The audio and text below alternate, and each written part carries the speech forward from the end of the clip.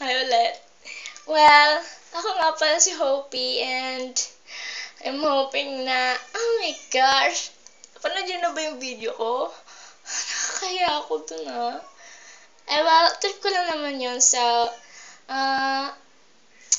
hope you like it. Kahit naman, ayaw nyo. Pero, syempre, wala namang ganunan guys. Joke lang.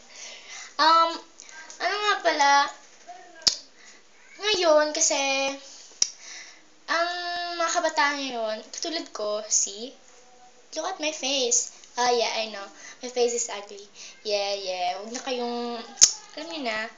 So, kung nagtatanong kayo or kung nag-wonder kayo kung bakit ganon, bakit kaya iba na tayong generation ngayon, just hindi pareho nung dati.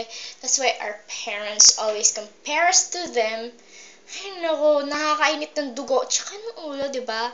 Siyempre, yung iba dyan, ganun lang din. Wala silang, hindi sila affected. Siyempre, kasi parang used na din sila. Pero ako, I never get used to it. Duh. Grabe, sino ba namang di... Oh my gosh, imagine na lang sasabihan ka, Habi! Gawin mo to! Bakit hindi mo pa ginawa? Kailan ko pa inutos sa'yo? Dati, kahit na yung sasalita lang, sumusunod na agad kami. Sabi ko, oh my gosh. See? Your mother is like that. Ano na lang kaya reaction mo? Diba? Parang feeling mo, ano ba naman yan? Para namang magkapareho kami. Mag-iba naman kami ng identity. Hindi naman kami pareho. We're not clones. See, guys? Yan ang problema ng mga magulang ngayon. So, comment on the... Okay, whatever. If you don't want to comment, just